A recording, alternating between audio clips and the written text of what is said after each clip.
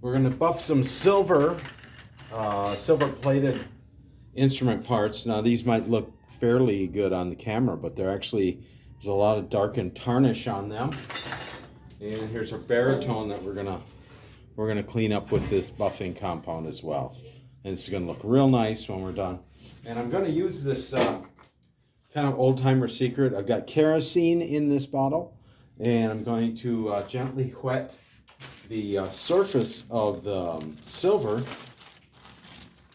with some kerosene and jeweler's rouge buffing compound. So we'll do that. And just rub this on this cake of rouge, and then apply it to the tuning slides. This helps keep the dust down, but it also acts as a lubricant to keep all the parts,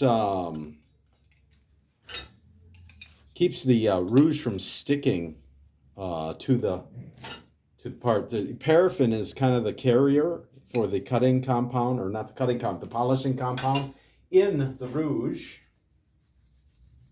And that paraffin can sometimes stick and build up and create little black, well, actually little red spots. So I just want to go ahead and apply this to the horn. It's almost like applying silver polish, but I hate buffing silver by hand because it's a lot of work and you get a lot of streaks and stuff. And this just does an excellent job of giving a nice, clean, uniform buff. I'm going to put a little more kerosene on there, a little more rouge. And just rub it on this whole thing. And what you can't reach with the buffing machine in this nice flannel buff, you can just hand rag off with strips of flannel and the like. So I'm just applying this. I'm just going to do this for now, and then I'll give a kind of an after view of the whole thing. All right, let's see. We've got that going on. Let's give this a go.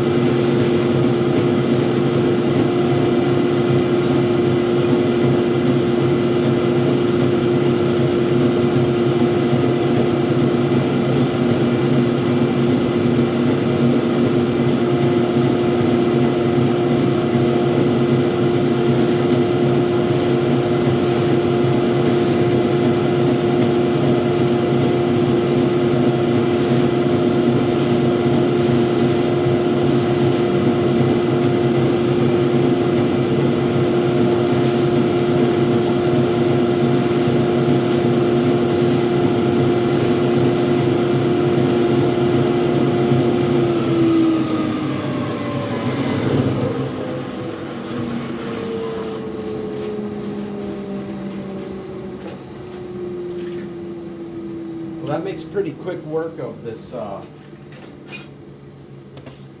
This buffing procedure makes pretty quick work of a job that takes a long time if you just do that all by hand polishing. Now I'll go ahead and I've got a nice soapy detergent that will clean any residual kerosene oil off of it.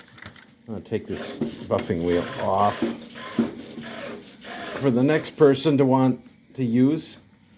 We usually keep it over here on the left, but for camera, I thought I'd do it from the other side. Anyway, that's just a fun way to do that. I'll show you an afterwards picture. So now you can see effectively the end result of that buffing with red rouge, jeweler's rouge, and kerosene. I had an instructor back when I was in repair school some 37 years ago that poo-pooed the idea. It was something I think that came from the old con school, or even before that from manufacturers, about buffing with red rouge and kerosene. And I think we all probably envisioned a bucket of kerosene and a paintbrush slopped around on this, but it's really not very messy at all. And it seems like it just does a really nice job. And I gave this a bath with some Deox, basically like strong detergent, and then rinsed it thoroughly. And I'm just simply wiping off the moisture. And I did hand rag in here a little bit with some of this silver polishing cloth.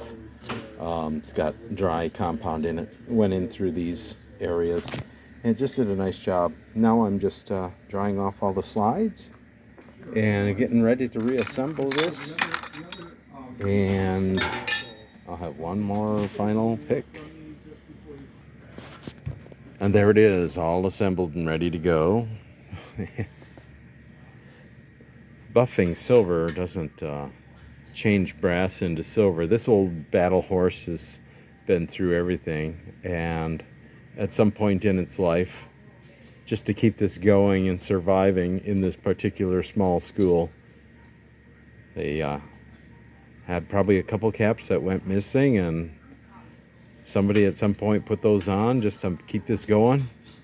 And the finger buttons are brass too, so you see all kinds of things. But anyway, yeah, that buffing with kerosene is really a boon. I'm impressed. The thing is you get a really, it can remove a lot of scratches and stuff that you really can't get that with hand polishing. This really does a nice job, but it keeps the heat to a minimum, so you're not removing silver. Friction is the danger to buffing. Whether you're buffing with a lacquer buff on like a guitar body, or whether you're buffing on silver plate, you get heat buildup and you're going to start taking metal. That is sometimes necessary to do, especially if you're doing a refinish job on a brass instrument where you need to get pitting out. You get that cutting with some heat, and that really does a nice job. And I know there's going to be lots of comments. Are you going to take out those dents? Nope, I didn't ask for it. We'll see you again.